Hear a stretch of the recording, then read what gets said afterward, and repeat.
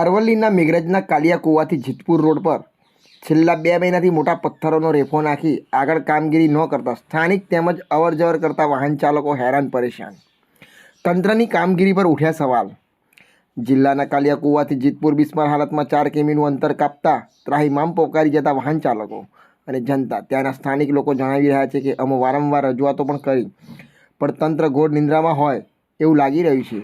ત્યાંના ડેપ્યુટી સરપંચ પોતે જણાવી રહ્યા છે અમારે આ માર્ગ ઉપર મોટું વાહન તો ઠીક છે પણ બાઇક લઈને પણ દૂધ ભરવા જવાની મોટી મુશ્કેલીઓનો સામનો કરવો પડે છે।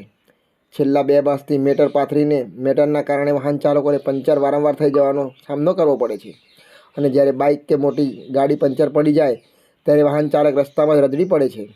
શું આ કામ પૂર્ણ થશે કે ચોપડે બોલાશે એ હવે જોવું રહ્યું। જોતા રહો અજય એ ભાટિયા સાથે, ભાટિયા 15 ન્યૂઝ, અરવલ્લી।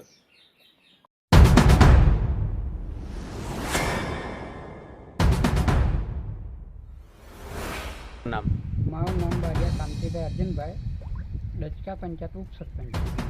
બરાબર, કાલિયા રોડ જેતપુરથી 4 કિલોમીટરનો રસ્તો બાકી છે। 1-2 મહિનાથી મેટલ નાખી મોટી એટલે મેટલ નાખ્યા પછી કોઈ હજી કામ લેવામાં આવ્યું નથી।